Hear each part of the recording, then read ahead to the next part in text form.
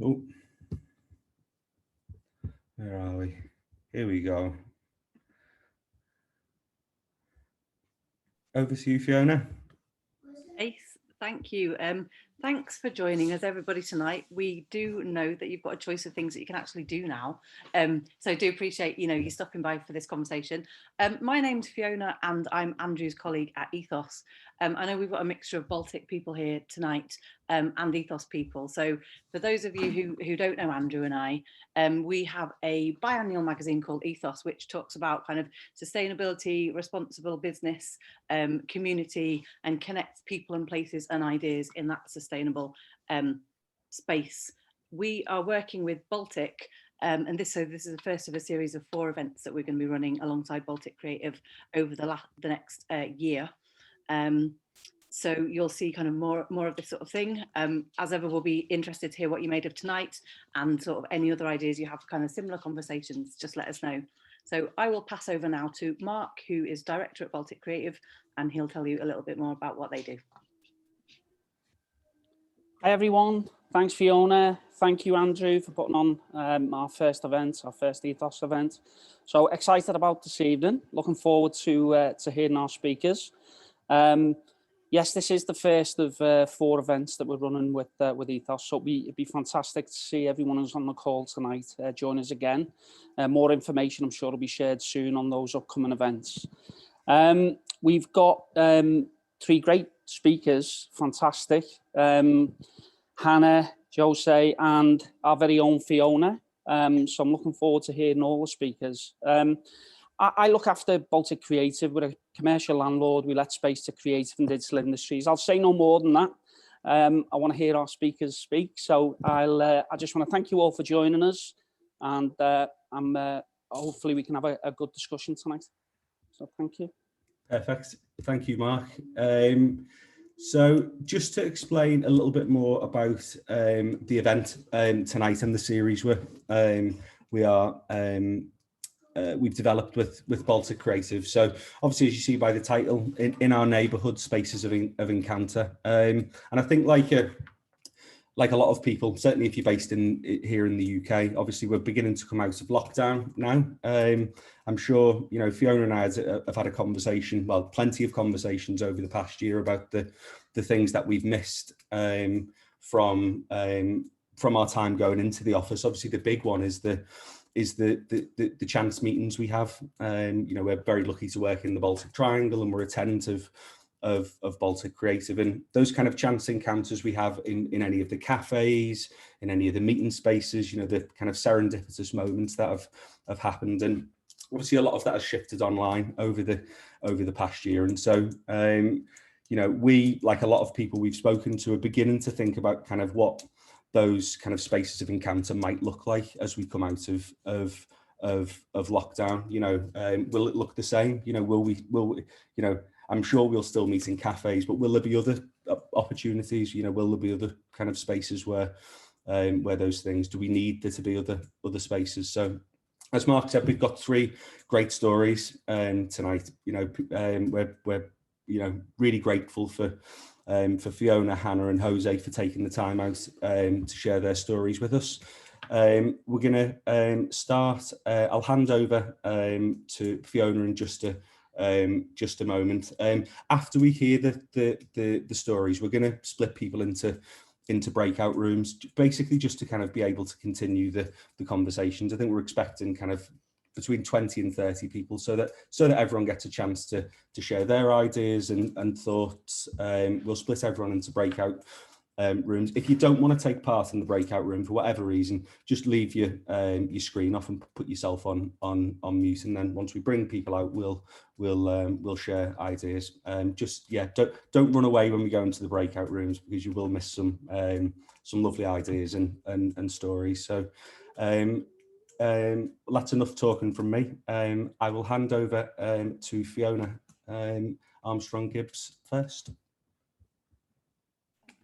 I knew you were going to pick me to go first, but I suppose it kind of goes with the territory, really. If you call yourself chair of Baltic Creative, it's going to happen, isn't it? So, yeah, I mean, As most of you know, I work at John Moores University, and I've been an academic, and I kind of cringe when I say that, but I've been an academic for 10, 15 years, but I've also worked in industry alongside that. And one of the absolute biggest joys of my life has been joining Baltic Creative in 2009 when we started it. And I wasn't kind of claiming to be an academic back then, but it's being part of what we've done with Baltic Creative has actually enabled me to be able to do a doctorate, which when you work in universities, and I can see a few familiar faces there, it kind of goes with the progression route and job security in universities. You generally need to have a PhD or similar. So I kind of feel in some ways I cheated a little bit because I wrote it about a company, about the organisation that was kind of my a real passion for me anyway. So I'm not going to talk for too long. I mean, I'm sure you all know what Baltic Creative is and what it does. It's a community interest company that basically has had, has been gone through a process where we've been able to buy property and develop it out and support the creative and digital industries with that in Liverpool. I spent a lot of time kind of asking people over the past. So I started my study in 2015, we started and joined the organisation in 2009. So I was well embedded into the sort of culture, the community, what we were doing, and I never studied it in an academic way. So when I started the study in 2015, it was a bit awkward in one way to sort of step back and be a researcher within, an insider researcher. I had real kind of questions around loyalty, around who was my loyalty with. Was it to the university? Was it to my study? We're being very ethical about things, researching a very ethical and responsible organisation as well. So that was a bit that took me a while. It probably took me a couple of years to kind of find the confidence to know which bits I wanted to research, which bits were going to be of value to other people, and that. So anyway, I did that, and I suppose my question really was, how did we do it? How did we, back in in the middle of the last recession, in a really sort of tight financial kind of situation, how did we manage to get some money and buy these buildings that no one was hugely interested in, but create a physical place where we now have, or we had, we do, but Mark will have the stats better than me, but, we have a really sort of vibrant, large community of people that feel like they belong in this place. And I'm sure many of those people are really craving and missing that physical connection, because that was one of the most successful things about the organisation, is we managed to create a space where I hope people found it inclusive. I hope that when you visited, you would sit in the cafe, you would bump into people, you would want to be there. That's what we generally tend to hear. But I suppose my question really was, how did we do it? And I looked at a couple of different ways of how we did it. And certainly there were sort of 4 key areas that came out for me. One of them was the kind of the model itself, the legal model of a community interest company. It worked. It gave us a good governance structure. It gave us parameters of what we knew, what we could do with it. And that was really important when you're starting out with something. To kind of have parameters actually helps.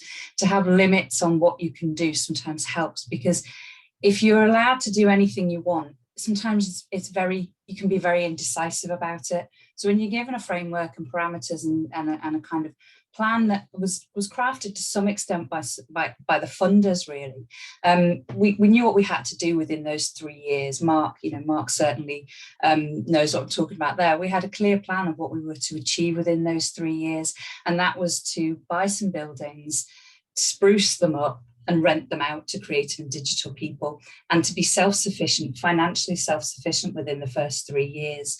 And when you task 7 or 8, can't remember then, 7 or 8 entrepreneurial professional directors and a very, very competent centre manager, when you task us with that kind of job, we just relished it. And we absolutely loved it. So that was one thing, if you've got clear guidelines and a good set of people, it's doable. It's, you know, people know where the direction they're going in. But the other thing as well was the sort of more, so there was the internal kind of governance of things and how we set the board up and who was on the board and those kind of things. That was what we kind of looked into, or what I looked into, discovering things around kind of gender balance and those kind of things. I won't go on about that, it'll turn into a lecture, but that's a whole nother Zoom call. But so I looked at the internal stuff and some of the really good things that happened internally, and then I looked at kind of externally. I looked at the sort of community, and I think one of the biggest things around that was including anyone that felt like they wanted to be part of it. So if you felt like you wanted to be part of it, even though we had these kind of funder parameters around creative and digital, opening up those spaces, so opening up the cafe, what was Unit 51, opening that up so that people could see what was going on in the buildings was really important. Creating spaces within the, you know, the main campus, really wide sort of corridors where if you were renting a small space, you could sit outside and talk. So creating these areas where serendipitous meetings could happen. And it goes against sort of conventional notions of competition as well, where you don't necessarily want to see who you have, you know, you don't want your competition to see who you're having a business meeting with or something like that. We sort of threw that notion out. We wanted people to see who was meeting who. We wanted people to share those kind of, you know, those kind of occasions that they were having with people. And from that, more relationships kind of flourished as a result, because you could start to bring other people into conversations. You could happen to see someone across there. And so those kind of things really, I would say, really flourished at that time. And that support network then of people that started to, you know, do projects together, it just became a much more kind of easier place to, you know, to want to be. So I suppose that's kind of really what I found out. I mean, in sort of, you know, in academic speak, I think just to kind of, you know, finish it off really. I mean, I would say that we're, you know, Baltic Creative is what we call a keystone organisation. And you'll hear, some of you, you know, will hear things around anchor institutions and community wealth building and all those kind of things. And yeah, I mean, you can phrase these things in you know, kind of any way you want, but we do need kind of solid, good businesses that will be able to sort of help others come along with them. And this notion of a keystone organisation is taken from like the ecosystem. And I think Jan, if she's on the call, she knows all about ecosystems too. But this notion of a keystone is a species that might actually be quite small, but the whole environment is incredibly reliant on it flourishing.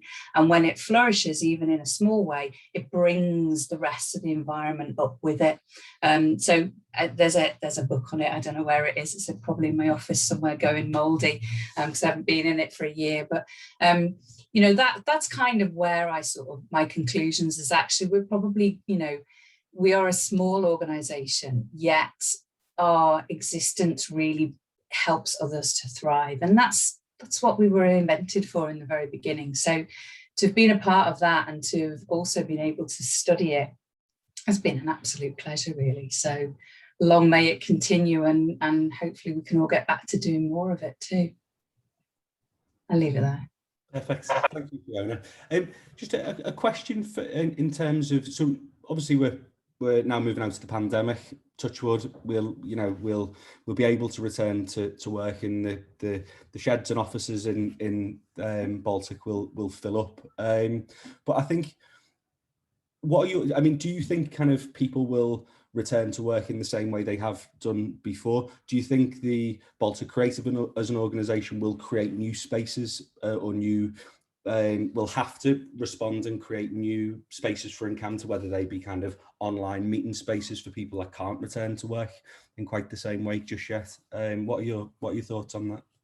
We're human beings and we need that connection. We're not isolated creatures, are we? And, you know, particularly if you work in an industry that is an emotive industry that crosses your personal life, crosses over into your kind of professional life, and you also maybe you know, your personal drive is how you earn your living as well. You know, it's so I think that kind of work, we crave attention. We crave that connection, don't we? So I think we will be, you know, it might be a bit slow, but I think we will all go back. I mean, I saw Mark on Tuesday morning, and genuinely my phone had run out of battery, and I was delighted because I had to go in and see him. I couldn't phone him. And then I bumped into somebody else there and who I needed to talk to about something else. And I kind of skipped away after 3 hours going, this is just how I want to be again. You know, so I think given that little taste, when it's safe and when people feel confident again, I absolutely think we'll go back to that in any way that we possibly can. And we have an organization that if that's what our people want, if that's what we need, then we will create those spaces for people to do that, to be like that in. Absolutely. Perfect. Thank you, Fiona. So next we are going to, so I'll just replace the spotlight. Here we go. So next we're going to hear from Jose, from president of Co-Starters, based over in the States. We met Jose a couple of years back when we could meet in person and when people could travel from one country to another, and had a chat, and we've followed their story since. And Co-Starters kind of work with communities around North America and elsewhere in Australia and New Zealand and here in the UK, and support communities to create spaces for entrepreneurship. So I will hand over to Jose now. Great, thank you. I feel a little weird because I love you guys' accent. I've always been fascinated, but I don't have it. Andrew, actually, when I was leaving Liverpool, Rebecca told me, she's like, "Oh, you're starting to get a little bit of that accent." So, great. Well, thank you everyone well, thank you guys for having me. This is really cool, and yeah, I'd love to share more about Co-Starters. So yeah, Andrew said it really good. You know, Co-Starters basically lives in the intersection between economic development and community development, and we live in that kind of middle space where it's very tenuous, very hard, very not defined, right? Our goal is to empower and to help communities thrive through entrepreneurship. So the best way that I can explain why our work is so important is actually tell you the story of how Co-Starters was created, because it's a little bit, it's kind of the same story of every entrepreneur that kind of has a business that actually transforms the world. And then from there, I'm going to share one last story of kind of how a third space can really make that connection and kind of lean into what I believe will happen into the future post pandemic. So Co-Starters, we were all in Chattanooga, Tennessee, and Chattanooga, Tennessee was called one of the dirtiest cities in the States, and that's not really something that we were really fond of. So what ended up happening, there was some public and private money and that was going to be invested, right? And talking about economic development, Volkswagen was going to come into Chattanooga and create thousands of jobs, but they needed Chattanooga to be revamped. And so with that, they put a lot of investment and a lot of thought to it. But also we didn't have the answers. This was back in 2008, 2006, 2007, 2008. And the public money went to restore the riverfront, right? So aquariums and museums and all this different activity for families to come and really make it a place where families would enjoy. But then the private money, where it really went into, we started an organization called Create Here, where we got a $5 million kind of runway for the next 3 years. And they basically hired, let's say, a bunch of millennials to say, figure it out. We need to revive our city. And there's a little bit more scrutiny than that, but that's kind of the story, right? It's like, figure it out, right? So the first thing that we found out was that we needed to bring artists to our community, creatives, right? All types of creatives. And we knew that if we could bring creatives, they could create a culture around spaces. We kind of been seeing kind of what's been happening in different cities like Detroit and Cincinnati, St. Louis, Austin, and we knew that bringing creatives was a way to really revive the spirit of the city. So we took some of the funds and basically helped artists kind of move into a city, into that area, into the south side of Chattanooga where Main Street was. And as we started looking at it, we started helping kind of how to like help them start businesses, right? And what ended up happening is that the creatives didn't consider themselves entrepreneurs. But we were like, what do you mean you're not an entrepreneur? You create something and you sell it. Like, that's an entrepreneur. But because in that time, you know, the dot-com bubble started kind of popped and everybody's trying to create an app and everybody's going to the digital media, creating kind of the next tech company. And then everybody's trying to become a high growth company looking to be the next unicorn. And because of that, there was a stigma around entrepreneurship that entrepreneurships are only for the crazy sock people or the super like the techies, right? And high growth. And we at Chattanooga was like, okay, that needs to change because we have very creative individuals who are super talented who can make a business and really change our communities. And so what we ended up doing is we started talking to these individuals and we just had conversations with them and we changed the paradigm. We changed the way they thought about entrepreneurship. And so an example of that would be we would talk to an individual who was probably an administrative assistant at a law firm, but she was a potter, right? She did pottery. And so we would ask her the question, instead of saying, hey, would you like to start a business? We would ask the question of like, hey, if we can help you make the same amount of money that you make at the law firm doing what you love, would you be open to talking to us? And the light bulbs just went out everywhere. And it was such an amazing moment at that time because we realized what we needed to do is take the best that was happening in Silicon Valley and change the language to a way that it was accessible to everyone. Because the language around entrepreneurship had become so academic that it was not relatable to the everyday person. And so co-starters, so we created co-starters. And our goal was to take the best tools, the best resources, the best models that Silicon Valley has used to create high growth companies and tailor them in a simple way that we could deliver that to everyone, whether they had a high school degree or I don't know what you guys will call it in the UK, but you know, or a doctorate degree. It didn't matter where you were in your life. Entrepreneurship had no didn't push anybody out. You know, you just needed the knowledge to do that. And that's the starting point of where we truly try to create ecosystems of like, okay, we're going to give you the resources and accessible them to you. So we started doing that and we failed, right? There was a lot of things that we realized that weren't working. But the program worked in essence that because we helped people start businesses. But there were two components that were really missing there. One is that we needed to invest in the individual. So the individual is very important. And especially in the States, I don't know about how things work in the overseas, but in the States, success is viewed in this capitalistic kind of way. It's all about profit margin. And in reality, not everybody has that same view in success because we're all wired different. We're all different people. And so we started saying, no, what does success look like to you? Define success for you. And what we started realizing for some people is that they wanted a side gig where they were making an extra $1,000 a year or a month, right? Where some of them were like, well, I'm just going to do this thing on the side and that's going to be my retirement money. Or some of them were like, well, no, I really want to grow this business, but I want to do it to help my family out. Or some of them were like, yes, I want to grow a multi-million-dollar company, but I'm going to start here. And it was really beautiful because we were meeting them where they were at. I want to say a side note there is in the US, we've had a lot of stimulus money coming in and something beautiful that's came out of it, whether we agree on how it's done or not, with the 3 rounds of stimulus that we've gotten, 10 million kids have been able to get out of poverty. That's powerful. And so you think about what we're doing and we're helping people make an extra $1,000 a month, how much that is not helping them get out of poverty to invest in their communities, right? The GDP goes up in that community. So that was one, we were investing in individuals. The second was community.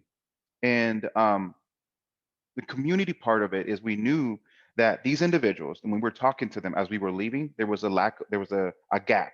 And the gap was a lack of trust.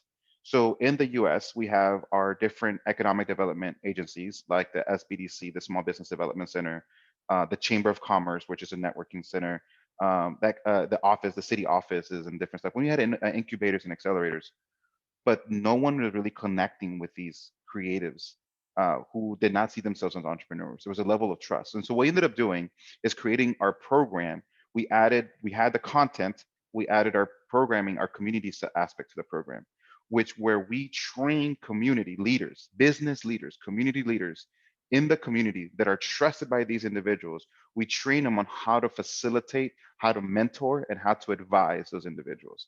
So not only are the city or the Chattanooga getting a great program, we're training people who already had businesses to give back to the community. So now, we fast forward, Coast Orders is in over, yes, 5 different countries. We're in over 200 cities across the world. And that is our model. We go into a community, we train leaders on the programs and how to run them and how to support them to support the non-traditional entrepreneur in that city. And what happens, and this is what I'm really excited about, is that main streets. So in the US, we have these kind of like squares, these main street squares or these big main streets. Kind of what, where I went to you guys, Andrew, where you guys are at, kind of like the similar square of building that out. And it's beautiful because they were abandoned, but people now are investing. There's these creatives going in, there's coffee shops, tea shops, a digital company coming in, a tech company, and they're all mixed together. And we literally we're transforming the way that you see economic development, because before it was a factory, houses, and shopping, and they were all segregated. But now we're creating a main business that's in the middle of the city with smaller businesses in the middle and also leisure businesses around it, where everybody's creating this culture of entrepreneurship and an awareness of my local butcher, my local grocer, my local person, my local coffee shop roaster. Beautiful, but also it attracts the best talent when you can come and you have a tech company and they're getting paid, 6 figures. They're attracted because they want to live and not only work, but they want to live in that same spot. So through that, I also was part of a church, an Anglican church, where they wanted to become a third space. So we created this big space where we did coffee and events. And what was so beautiful about it is they went through Coast Orders, right? They were trying to learn from it because they didn't consider themselves entrepreneurs. And I'm like, the church has been the entrepreneur staple of like since the beginning, right? The bread, they brewing beer and making bread and like all this stuff for the community, right? It's always for the community. I was like, of course, be the center of the community, do what the community needs. And they went through the program and I helped them through that. And we became this third space where the church had this open space where they would hold services on Sunday, but throughout the week it was empty. And they were like, no, we need to create vibrancy. And so they were always thinking, how can we give this space back to the community? Right? Because giving back and being community owned doesn't only have to be a financial reward, but it can be a place of being. It can be a place of being proud of that space. So we held events for the city. We held events for people. We had weddings. We had debates. People who were running for office, the debates at the space. We were a place in the mornings where you could see an architect, a lawyer, the mayor, a business leader, and a student, a college student, all in the same space. What was so powerful about that is that the connection and the network that happened cannot be replicated in any other space, because baristas were now meeting with people that they would have never met before. These baristas got jobs that they would have probably never gotten before because they didn't make that connection. That is what community, when you bring creatives who have amazing ideas and put their people in front of it instead of just profits, create these places where people are connected. Now Chattanooga is a very connected place. Everybody knows everybody. A city of 150,000 people, they all know each other. Amazing stuff. So that's kind of how Coast Orders kind of came to be and how we grew and kind of the work that we do. What do I believe what's going to happen post-pandemic? I don't know. There's a lot of things out there. I would say this. My goal, my desire would be that corporations would stop being so focused on productivity. Productivity is important. I get that. I understand that. But that we can see the human emotion that's happened. A lot of people are burnt out of looking at the screens. But a way that we can do both. a way that we can invest in our families and be with our families and do work remotely and be productive at home, but also go to our spaces and connect with our coworkers and connect with our leaders and connect with the people that we work with. But also those empty spaces, how can you use those empty spaces to reconnect to the other community, to the rest of the people that are not a part of that? And that just takes ingenuity. That just takes creative thinking. That takes thinking with talking to people that don't think like you. And it's okay, because that's how beautiful these ideas come. So that's my spiel. I'm sorry I went a little longer than expected, but it's a very passionate thing for me. So. No, that was perfect. Thank you. Thank you, Jose. That was really great. Next, we're gonna just before I move on, if anyone's got any questions for any of the people who are kind of sharing stories, pop them in the chat. If we've got a little bit of time later on, we'll ask those questions and have a bit of a conversation, and we'll get us all on screen together. So if you've got any questions, pop them in there, and we'll try and find time to answer them. Next, I'm going to hand over to Hannah. So Hannah works or runs as co-director of Nudge Community Builders in Plymouth, and similar to Baltic Creative and some of the stuff Jose was talking about, Hannah's been working with the community there and doing really interesting things, both with the community and providing space for the community, and also kind of taking over buildings on their high street to create new space for the community there. So really excited to hand over to Hannah. Okay, great. Hi everyone. So yeah, I'm Hannah. I'm one half of Nudge. So my co-director Wendy is actually born and bred in Liverpool. We have good connections with you guys. So yeah, I thought I would just share a little bit about our story, how we started, but then also the kind of patterns that have started to form that really inform how we create spaces and places, and I think are sort of even more relevant now, sort of post the pandemic, really. So Wendy and I met 12 years ago. We were on the local residents group, and we both live in Stonehouse, our neighbourhood, and we were looking at Union Street, which is the main A road that runs through the neighbourhood into the city centre, kind of cuts our neighbourhood in half. We were a bit stuck as a residents group. We didn't have any money. The local authority had kind of worked in the area with neighbourhood renewal funding and stuff like that, and it had just all gone. And so we were having these meetings with like no resources and no kind of really clear sort of focus, but all really wanting to do something to create opportunities to bring our community together and to celebrate it. So our community is judged in lots of different ways. It's got the highest crime rate in Devon and Cornwall, and it's where a lot of antisocial behaviour and kind of complex issues play out on the street. And so in the end, we took a bag of shopping and some bits and bobs out into the street, and we started on this journey of street parties and how we can bring people together and create spaces where we see families and local people that you wouldn't see in other spaces in our neighbourhood. So after doing that for a year, the police basically dared us to close Union Street as a bit of a joke. The year after, we ended up doing that, and we've now done that for 11 years. So thousands of people spill out onto the street. And what happened every year was people were like, why is no one doing anything about these empty buildings? And basically 25% of the land was standing empty.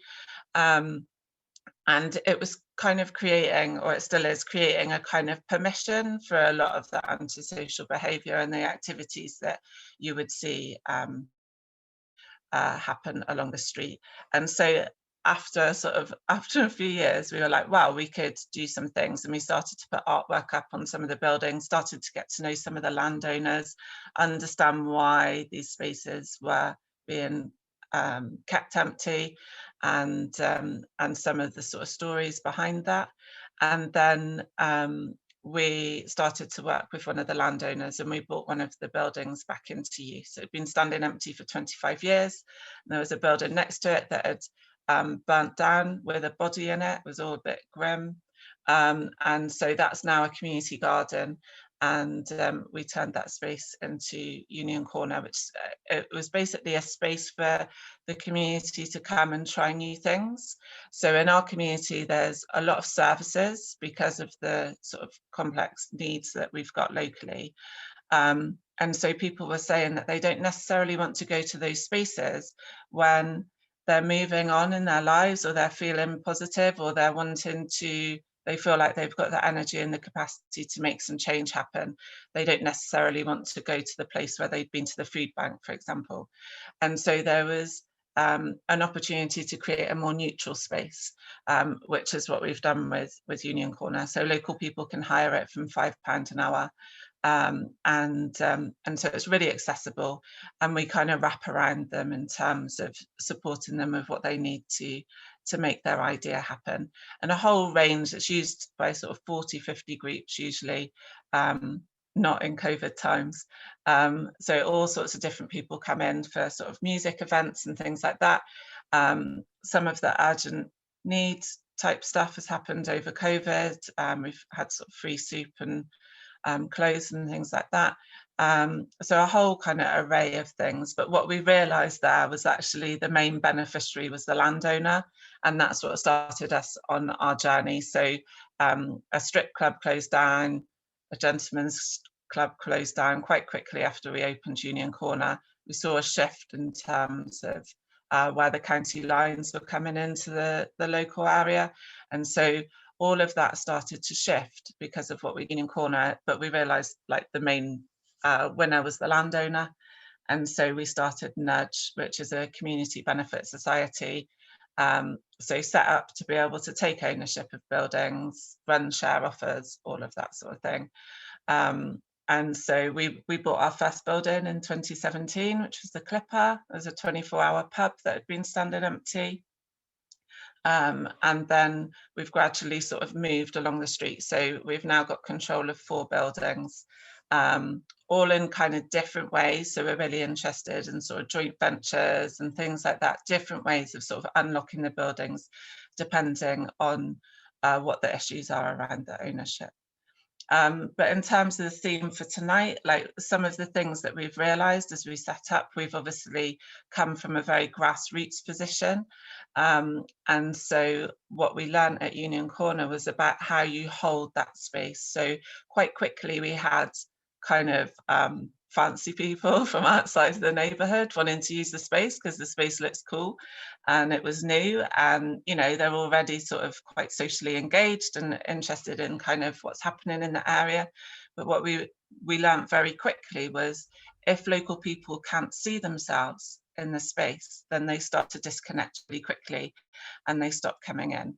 And so we've got more and more confident at holding our spaces empty and leaving that opportunity for local people that we really want to benefit from what we're doing to be able to come in. And also so we're in a position to respond to that really quickly as well, because what we've noticed is there's a moment where people feel confident enough to go, yeah, I'm going to do this thing, and you need to be there like ready for that. They don't have quite as much of the sort of social capital, I guess, that you might see from other neighbourhoods. So that's something that we've now fed through everything that we do. Similarly, who we employ. So we employ people within a mile, and they're not always the best candidates on paper, but we recruit to our values, because you can teach someone great customer service, you can teach people all the different skills that we need,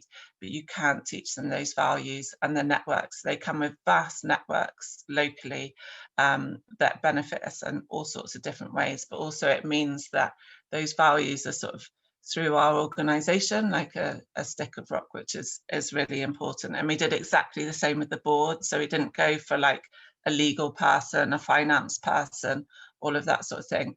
We went with people that were going to really say, why are you doing this? Is it going to make any difference to Mrs. So-and-so down the road?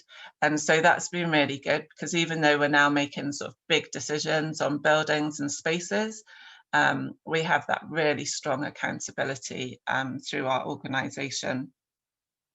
And then I guess what we've learned through COVID is like we're scaling quite quickly, and we talk a lot about how we lift others as we climb, because you can get quite, I guess, overconfident or like, you know, kind of enjoying the sort of competition and all that sort of stuff between organisations. And actually there's an opportunity to be kind and to share. And we've done a lot of that through COVID. So we looked at our budgets, for example, and we were like, what do we need to be okay? And anything above that, we can offer to others. So, you know, we looked at either our tenants or other organisations along the street, and we figured out different ways that we could invest in them and support them, you know, because we found ourselves in a relatively strong position. And I think that plays out in all sorts of different ways, because we're now in a position where we have a really strong level of trust with different organisations. And I think that kind of thing is what people are going to be looking for post-pandemic. And the other thing is about removing barriers for others. So there's lots of other people that want to take space in their community, either near us or elsewhere. And I think there's a real responsibility to go back and to look at the tough bits and to really examine those and see what we could do or how we can explain those moments to someone else, so that if they're going on that journey to ownership or to taking spaces, that it's a bit smoother for them, because it feels like everyone has to have that individual fight, and it's not right. And so we do a lot of work around advocating for others to be able to do the same. And the other thing that we found was actually what happens on the street is as important as what happens in our buildings. And that's where we grew from, obviously, with the street party. But last year, even though we were we were just coming out of lockdown, we looked at what was possible on the street for people to experience on their daily walks and all of that sort of thing, and then started to layer that up. So how we could create a public street environment where people felt confident to be able to stop and talk and to process things. So we did some stuff around the Day of the Dead, for example, where people kind of could leave messages and thoughts around grief and around loss and all of that sort of thing. And I think that's something that we're going to do a lot more on this year, is actually how we create really gentle, really kind ways to support each other to process actually the sort of collective trauma, and the fact that it's affected everyone in different ways, but actually ways to come together around that and to support each other and talk.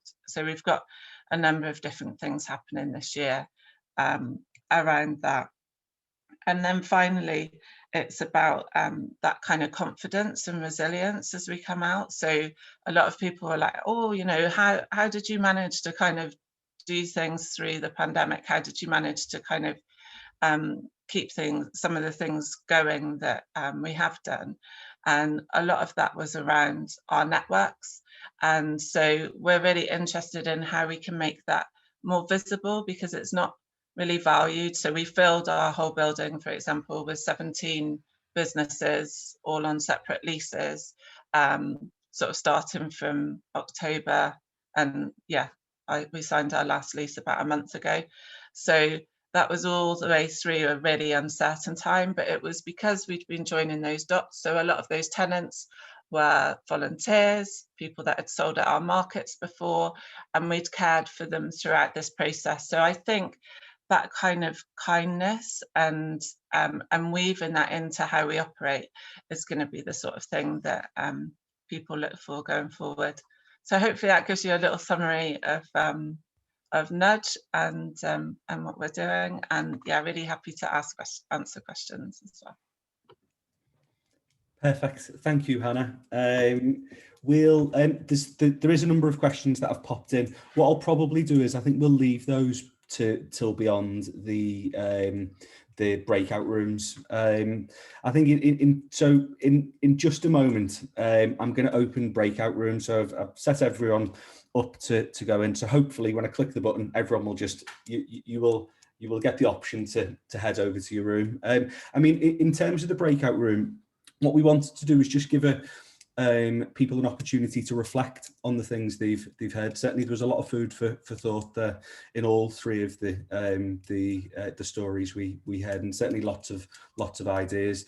And really, it's an opportunity for you to talk. It could be an idea for a new space of encounter that you've got in the area that you work or the area that you live. It could be a space that you wish existed that doesn't exist. It could be a space that you've really missed during the pandemic, and you're excited to return to it. You know, an open forum. I will pop in.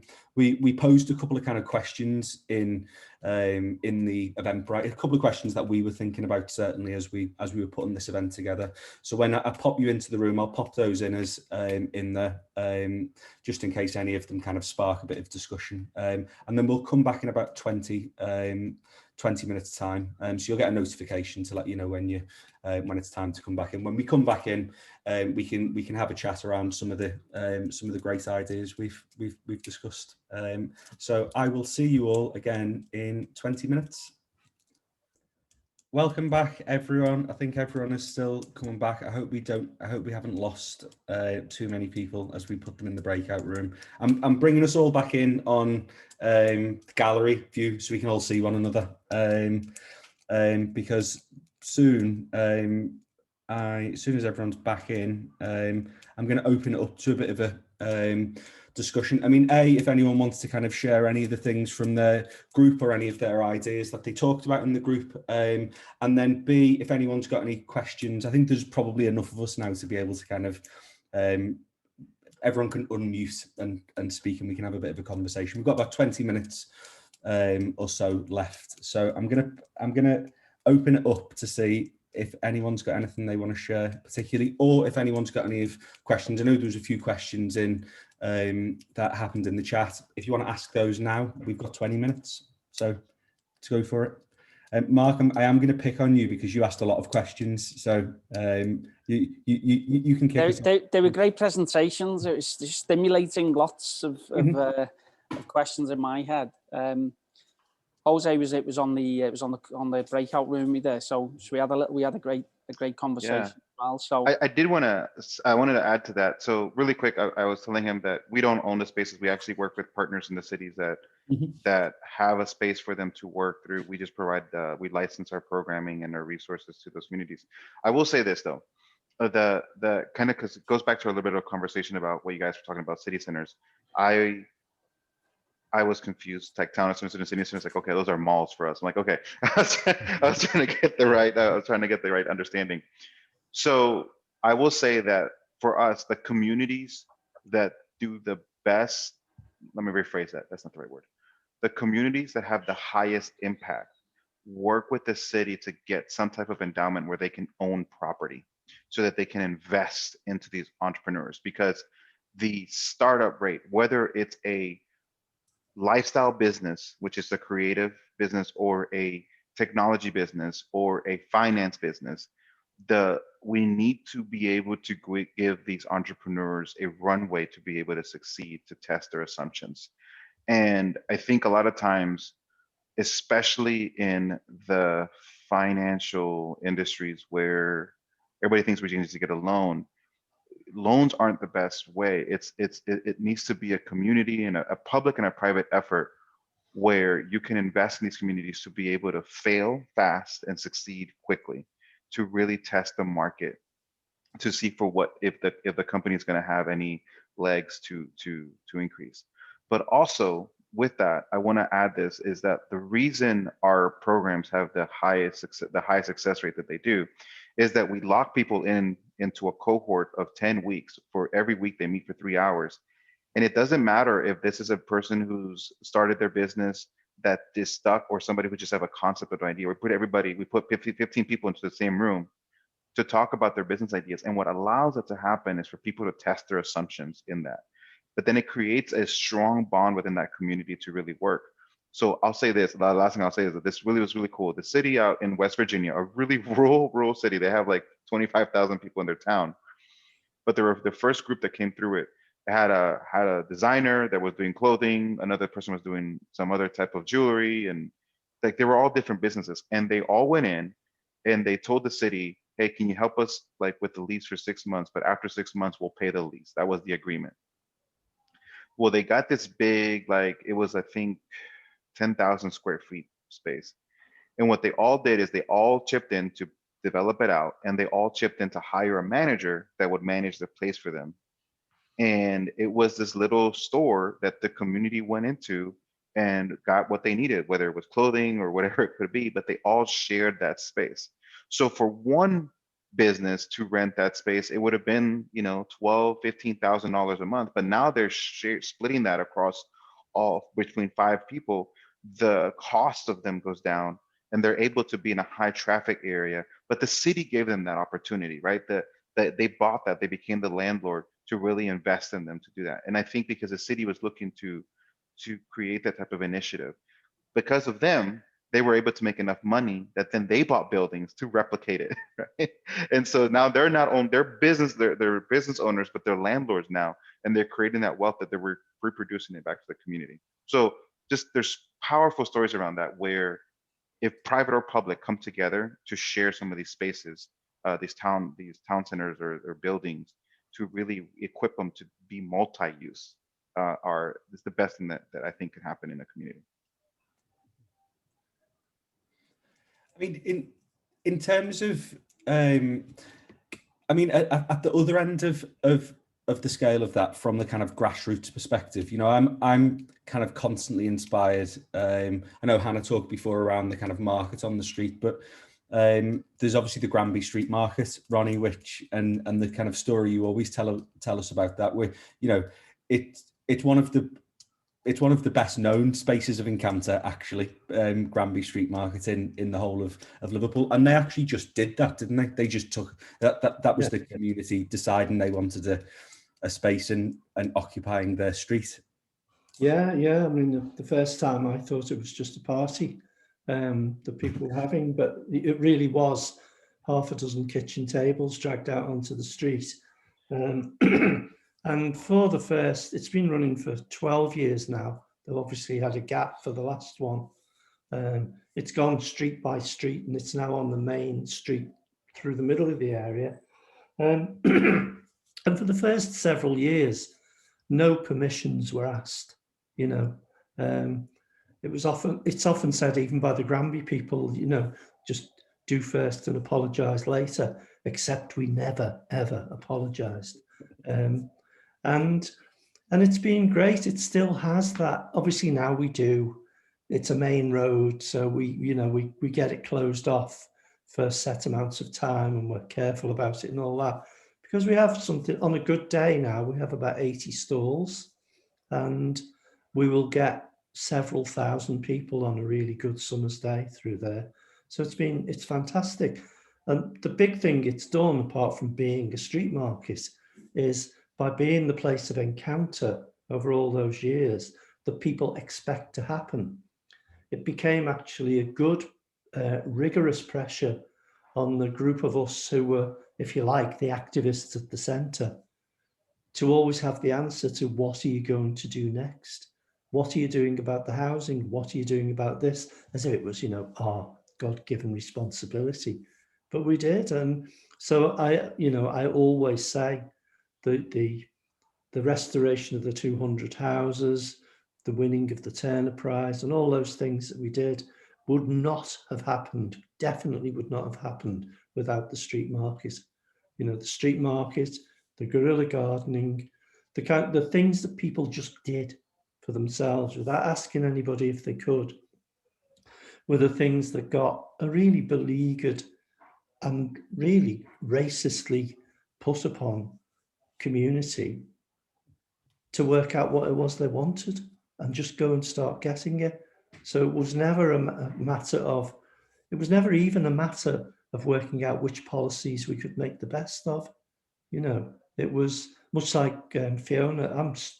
I've managed to work Granby, as I could, of course I would, into my PhD now, because I couldn't get to the place I was supposed to get to for my PhD. And yeah, it's been that, the people literally planting the empty spaces and breaking up the front of the houses the empty houses were all blocked up with a pickaxe that got things moving. You know, it's been, but that street market gave us a focus every month. But I was just saying in our breakout group, but that didn't mean we wanted to be entrepreneurs. Granby's a place where people live, and we run the street market, you know, and it washes its own face, as capitalists say, but it's really like a street party. That's what it's for. And so we don't want to be a digital and creative hub any more than the street market and the people naturally are. And so I think we do need to find ways of the places of encounter working with each other. And if you like, our people in Granby who still need jobs, they've still got the highest levels of unemployment in Liverpool, working in an increasingly flowering digital and creative sector. That's where they want to work. Perfect. Thanks, Ronnie. I mean, has anyone got anything else they want to kind of share from their group? No.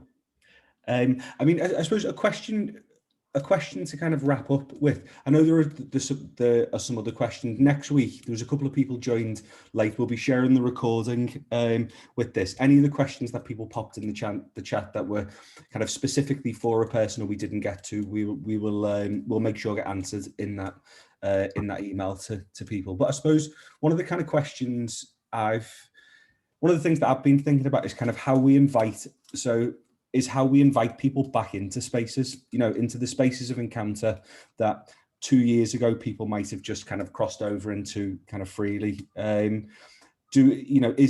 there things that we need to do to kind of re-invite people back in? And you know, I was thinking in the case of the Baltic Triangle where we work, you know, there are other communities there. You know, there are actually new communities there that weren't there before the pandemic. You know, there are new students there. There are new cohorts of students, and do we need to do a better job of inviting them in too? You know, into those spaces. And I'm going to open that up to both Hannah, Jose, and Fiona as a general question. I'll go first. I suppose, and I'm not in the Baltic Triangle every day. I work in a spare bedroom. It doesn't look like it's going to change, but I'm kind of less concerned about the communities within the triangle because I think they'll be fine. I think it's obvious what's there, and I think when the bar's open and whatever, what I'm interested in is what Ronnie's talking about is how can we blur those lines into the more residential. And we don't want, you know, we're not going to be setting up a hub in Granby. But my point is, if they're looking for those jobs and we can create them, the blurring those boundaries and allowing people to cross over. How do we invite them in? How do we help them prosper? Is kind of what I'm interested in now. Mm-hmm. Yeah. And what about in Plymouth, Hannah? Do you think there'll be a job to do to kind of re-invite people back in, or are people knocking at your door? People are knocking at our door mostly, but some of the things that we have done that have really worked. So one of them was some of the events that we did in the autumn, and we were kind of in a different sort of slightly unlocked state, was that we worked with theatre practitioners.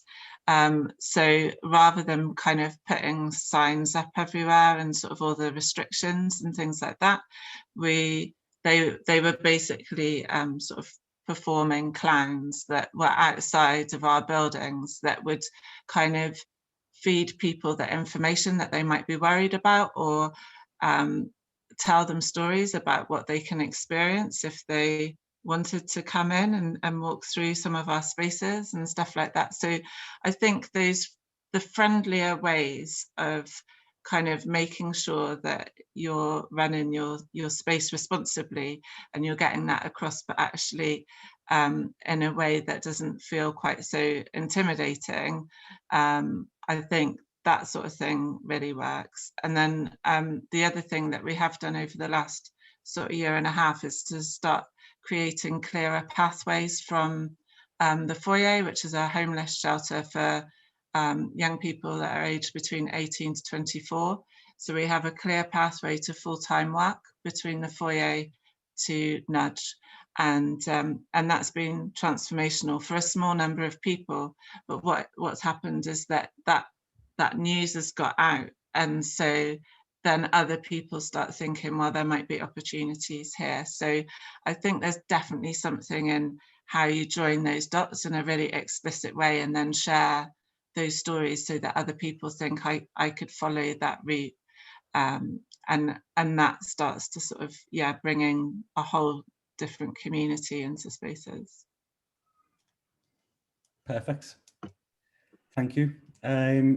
Anything else from anyone else before we wrap up early, which is a first?